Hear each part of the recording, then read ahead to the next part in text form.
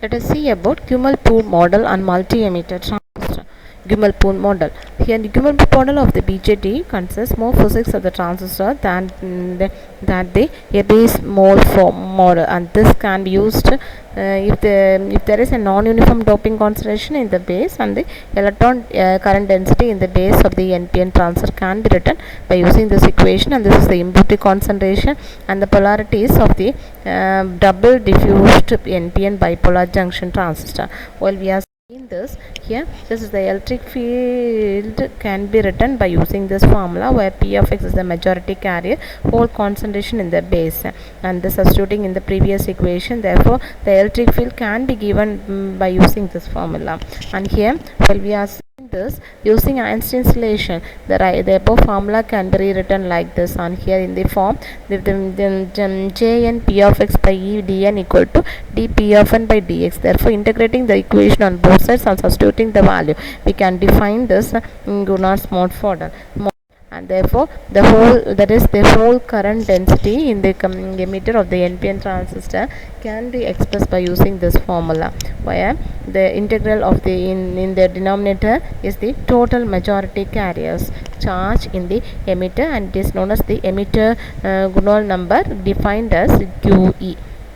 The Gummel-Poon model can also be taken into account for non-ideal effects such as the LA effect and the high emitter L11 junction, and also the total hole concentration in the base increases because of the increased excess hole concentration, and this is the base Gummel number which increases. And the Gummel-Poon model can be used to describe the basic operation of the transistor, as well as it can be described on non-ideal effects. Next, we can see the multi-emitter transistor, or it is otherwise said to be transistor logic. Here, in this TTL logic, that is, inputs are the emitters of the multi-emitter transistor.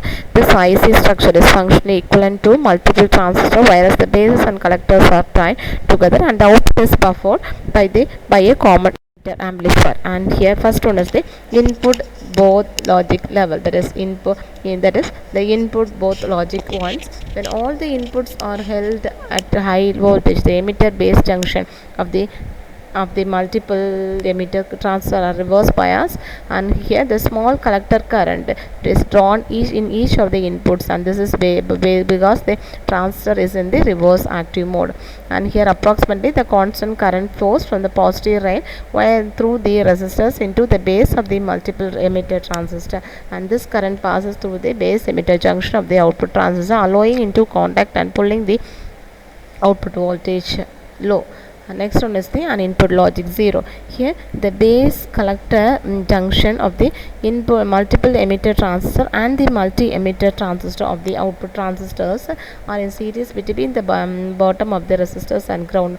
If one input voltage becomes 0 and the corresponding base emitter junction of the multi-emitter transistor is in parallel with these two junctions, and the phenomena is called the current steering, means that when two voltage stable elements with a different threshold voltages are connected in parallel, and the current flows through the path via the smaller threshold values, and as a result no current flows through the base of the output transistor, causing it to stop conducting, and the output voltage becomes high.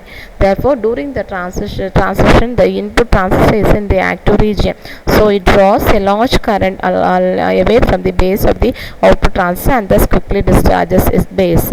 This is a critical advantage of TTL over DTL, that speeds up the transition over a diode input structure. And the main disadvantage is, with a single input stage, it is the relatively high output resistance and at the output logic 1, and it is completely determined by the output collector resistor, and also it limits the number of inputs that can be connected.